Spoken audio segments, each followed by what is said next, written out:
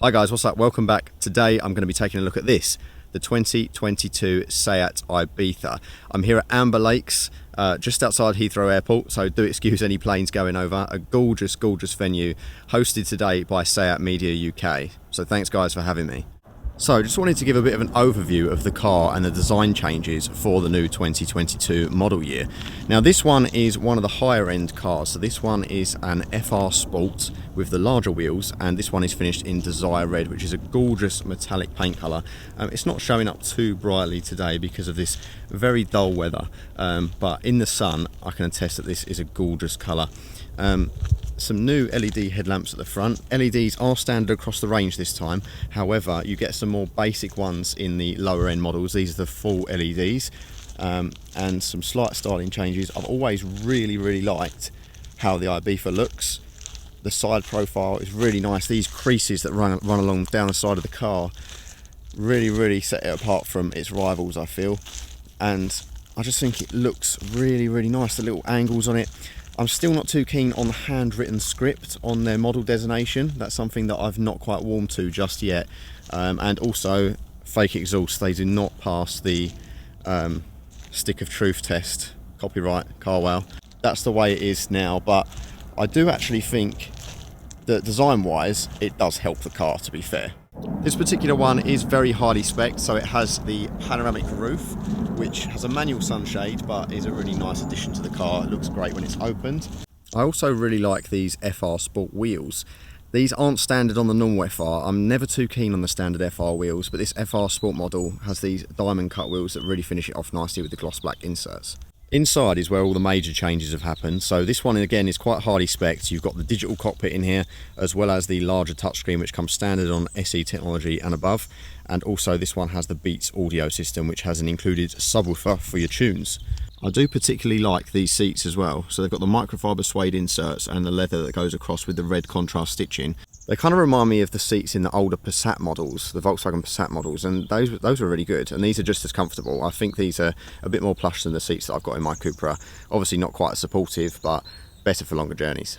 Rear space for a Super Mini 2 is actually pretty good. So this is in my driving position. I'm 6 foot, and you can see there's enough space for me probably to squeeze in there, just in the back, and the headroom is really nice in the rear as well. And what's even more impressive is that this boot is actually pretty much best in class for capacity. It's like almost like an infinite space. Like, it just seems to keep going. It's very odd. The boot space in here is actually very similar to what you get in a Volkswagen Golf, and that's really impressive for this size of car. You know, it appears and feels a lot smaller, and yet you can see the amount of cargo space that you've got there is much better than you might anticipate from the body style, and that partly is due to this sort of curvature here. The way that is angled definitely gets you a bit more cargo space, which is really nice. Another nice addition to the interior is it's all squidgy materials up here, whereas it was hard scratchy plastic before, so that's brought it a little bit more in line with some of the other Volkswagen Audi Group stuff. These red inserts are actually backlit as well. I do kind of think they add to the interior a little bit, but I do think they look a bit tacky at the same time. I guess it's one of those things, it's down to personal taste, and they are a different colour in the other models. It's just red in the FR to match the contrast stitching. It has the updated Seat steering wheel, which is really nice, and being a higher end model, this has the digital cockpit and the larger screen. Only the base model SE gets the smaller screen, which is good.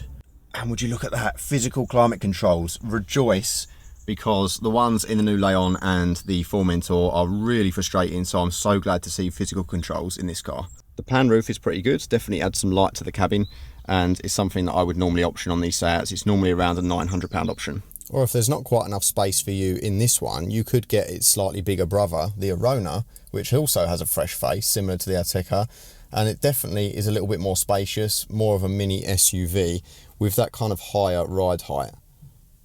So that's a very brief rundown and tour of the new 2022 Ibiza. Now this one, as tested, is about 22 grand. So I'm going to get out on the road now, give it a little test drive, and tell you about the engine choices and what it's like compared to its rivals. So then, we're out driving in the Seat Ibiza.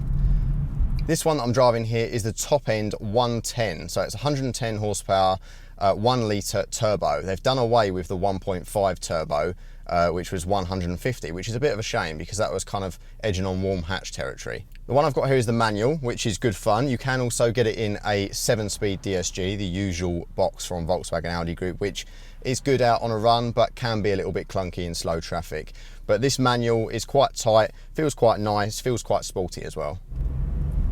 The clutch to me feels just right for this class of car, and the gearbox is nice. Quite a tight change. It's sporty enough to have a little bit of fun with, but obviously nothing too crazy for day-to-day use. Visibility is really good in here as well, from all angles pretty much, so no problems there. So I'm on a little bit of a windy road at the moment. I'm in 3rd gear, and I'm taking some bends. Really is quite nice. So I'm in normal drive mode at the moment.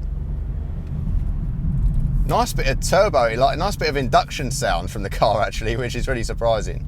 I want to see if you can get this turbo sound, because it does sound pretty cool actually for, you know, a little standard car. So I'm just going to go over this speed bump and then I'll give it some in second.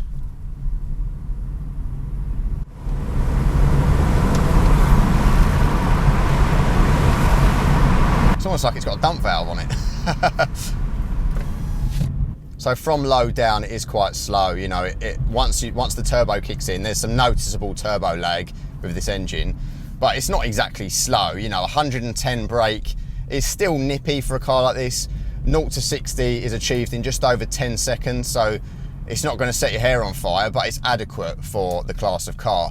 Now it just really is a shame that they've done away with the hot versions of this. There's no Cupra version anymore, and you can't get more than 110 horsepower, which I think is a real shame actually.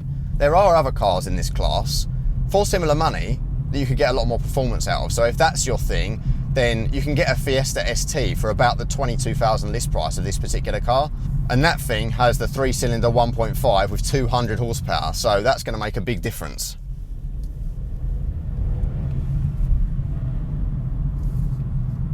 It's quite good fun to rev it out, but not like massively fast by any stretch of the imagination. I would avoid though the base model 1 litre 80 horsepower engine without the turbo, because I think not only would that be sluggish, but it wouldn't be as good as this on fuel either. Let's give it a bit of beans around this roundabout. Feels quite nice. Corners pretty flat. Does feel a bit weighty though. Let's rev it right out. Quite nippy once you get it going, once you get into the turbo range.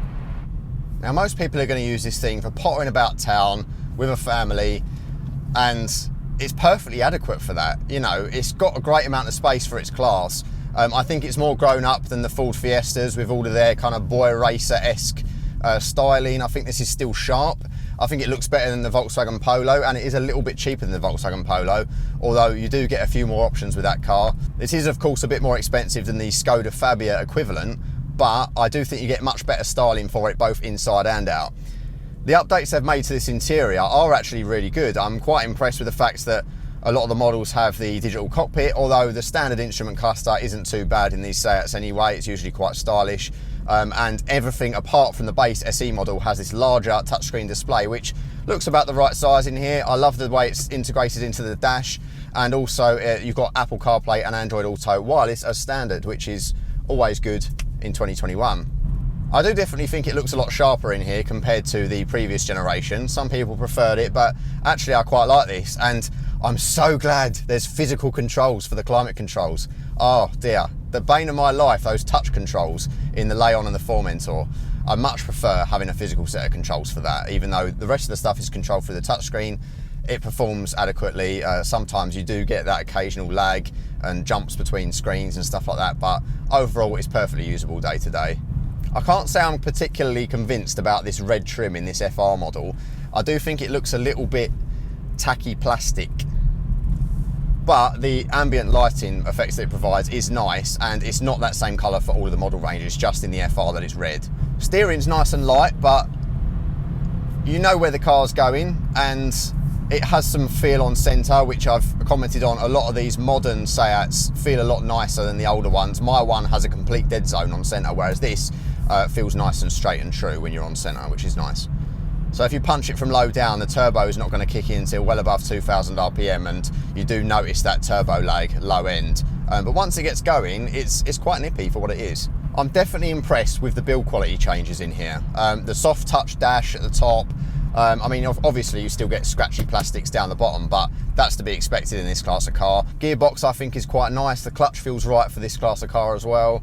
I'd say it probably is not as dynamic as a Fiesta, but I prefer the overall day-to-day feel of it. I think it feels a little bit, I guess, more solid and livable day-to-day. One thing I don't like is that there's no reverse camera included until you get to the very top end, and that's mid 20k mark. And they keep saying that, you know, rear view camera is not usually included in this class of car. Rubbish. In the new Corsa, it's in most of the models that you can get on really cheap lease at the moment. So, you know, I disagree with that. I think actually it should have been included a bit further down the range, because this one doesn't have it at 22k. Aside from that little gripe though, as I said, the equipment levels are actually pretty good. So in terms of like, you've got like lane assist, you've got traffic assist in this, you've got, I've got like the display that shows me the traffic signs, cruise control, automatic wipers, automatic headlights, all of the things you kind of expect in a hatchback now, but not necessarily a super mini like this one. I definitely think this pan roof makes a bit of difference as well. You've got a manual sunshade on there, but it does make the cabin feel a little bit more open, especially obviously you've got a lot of dark trim in here. It is nice to have that little bit of extra light as well, which is nice. I love that little kind of dump valve whistle kind of sound you get from it. That's really cool when you let off after the turbo's been doing a lot of hard work. It doesn't sound terrible actually, the car as a whole. You know, lots of turbo lag low down, but then as soon as it kicks in, it punches. Just got to know where the right rev range is to be in. Yeah, I guess being a normal Seat, this isn't really intended to be a performance car in any stretch of the imagination.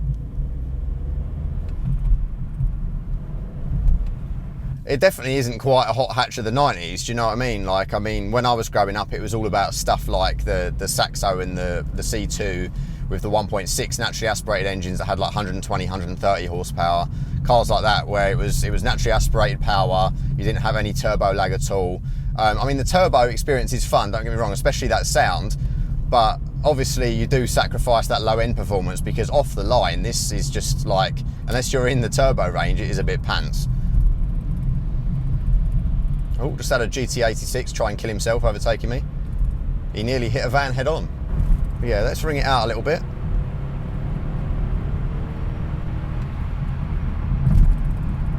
He wasn't expecting me to catch up. Gonna exit this roundabout with some pizzazz. International limit. Into third, 50, 60, there we go. And do you know what? Fuel economy is not bad either. So you can see I've been thrashing it about a little bit and doing a bit of town driving, and I'm achieving nearly 40 mile per gallon. The actual quoted figure is more like 50, so that's probably perfectly achievable if you drive it sensibly. So it is actually quite a frugal little thing. That's why I'd recommend the turbo version over the 1 litre MPI. So prices start from around £16,000, £17,000, around about there. And I would say avoid that SE entry-level model if you can, because it doesn't come with many of the gadgets and gizmos that you're going to want. If you step up to the SE technology, that starts getting you somewhere. So you get the upgraded display then, and it just starts to feel a little bit more upmarket. And that puts it in line with most of its rivals as well. So now I'll let you into a little secret. My first car was a Seat Ibiza. I've never featured it on the channel because this was years ago, you know, I was 17. And I loved that little thing. And I chose it because it was different.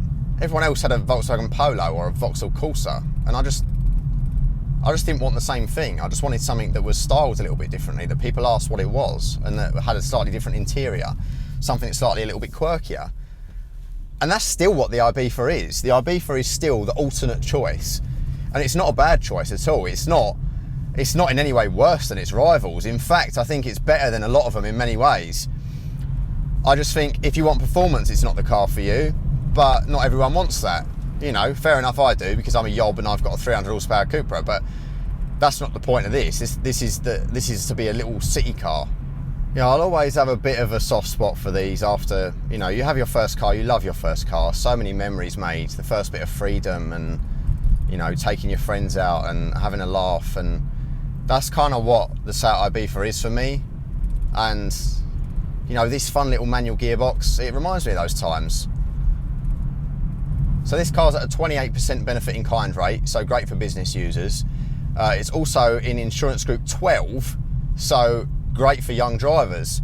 And they're the sort of people that these cars are aimed at, or just someone who wants a small little city car to buzz about in, and it's perfect for that. The only thing I would say is there are definitely a bit of better value to be had with some of the rivals with some regards. So of course the Corsa, I think the Corsa looks a little bit more upmarket. It looks like more of a high-end car, looks a bit posh. I also think, you know, the fact that it's got the reversing camera, you can get leather in there and that kind of thing. I do love these seats though. These micro suede seats are really, really comfortable. I prefer these actually to the ones in my Cupra, and there's still a reasonable amount of support in them. And if you want something a little bit faster, Ford, for around the same money, will sell you a 155 horsepower hybrid Fiesta, and you can also get, for probably about 500 quid more than this, an ST. Granted, not the top spec one, but still gets you a 200 horsepower car. So if performance is your thing, and let's be honest, the Fiesta ST is every young lad's wet dream, then that might be the car you want to go for. But for everyone else, this will do just fine. So there we go, guys. Thanks very much for watching. Thanks to Seat Media UK for having me again. Please like, comment, subscribe, all that good stuff. It really helps out the channel, and I love chatting to you guys in the comments. And I'll see you on the next one. Bye-bye.